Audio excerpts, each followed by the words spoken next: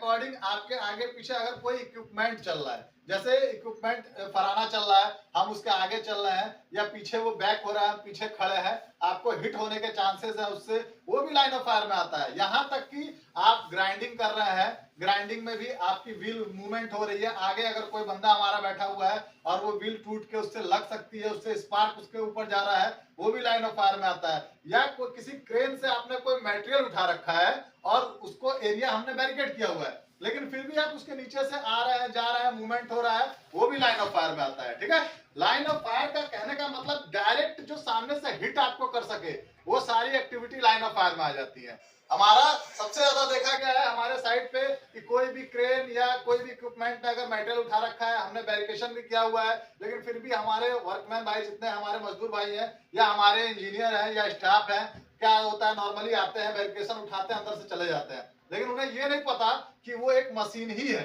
और वो कभी भी फेलियर हो सकती है। अगर इंसान कभी भी ऑन द स्पॉट डेथ कर सकता है या किसी कारण से डेथ कर सकता है, तो वो तो एक मशीन है, वो भी कभी भी फेल हो सकती है। तो अगर उसने मेटल उठाया और आप नीचे से जा रहे हैं और बाय द वे अगर वो कुछ ऐसा हो गया, तो आप उससे हिट हो सकते हैं और बहुत बड़ा एक एक्सीडेंट हो सकता है। ठीक है, तो ये सब चीजों को हमें ध्यान देना है कि कभी भी लाइन ऑफ फायर से रिलेटेड कोई भी एक्टिविटी नहीं करनी है। लाइन ऑफ फायर में हमारा अगर एक जॉब चल रही है, उसके ऊपर भी एक और जॉब चल रही है, ठीक है, वो भी लाइन ऑफ फायर में आ जाता है। इसलिए हमें यही कोशिश करनी है कि अगर कहीं कोई ऐसी जॉब कर रही है तो हम उसे वहां पे, अगर वो पहले से कर रही है तो उसको करने देंगे, देन उसके बाद उसका खत्म होगा, फिर हम करेंगे। ऐसा नहीं कि कोई ऊपर कटिंग कर रहा है और नीचे हम बैठ के कुछ अपना काम कर रहे हैं और उसके ऊपर हमारा स्पार्क गिर रहा है या उसका कोई मटेरियल हमारे ऊपर गिर जाए, तो ये सब चीजें लाइन ऑफ फायर में एक्टिविटी में आ जाती है। ठीक है, तो आप लोग को यही चीजें ध्यान देनी है कि साइड पे लाइन ऑफ फायर की एक्टिविटी एक भी नहीं होनी चाहिए,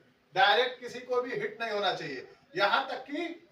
आपके जो भी, जैसे कोई भी इक्विपमेंट है, कोई भी आपका पाइपलाइन जा रही है, आपने उसको टेंशन में दे रखा है, वेब सीलिंग में दे रखा है या पॉलिस्टर वेब में आपने बांध के रखा हुआ है, चेन ब्लॉक में लटका के रखा हुआ है, ठीक है, और वहां कोई आदमी काम कर रहा है और बाय द वे वो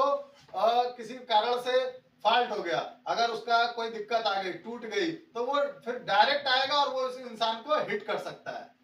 तो हमें ये चीजें ध्यान देनी है कि हमें लाइन ऑफ फायर से बचना है, जहां तक पॉसिबल हो बिल्कुल आपको लाइन ऑफ फायर की एक्टिविटी नहीं करनी है। आपस में आप लोग कम्युनिकेशन करिए, देन फिर आप काम चालू करिए। ठीक है, चलिए हम अगला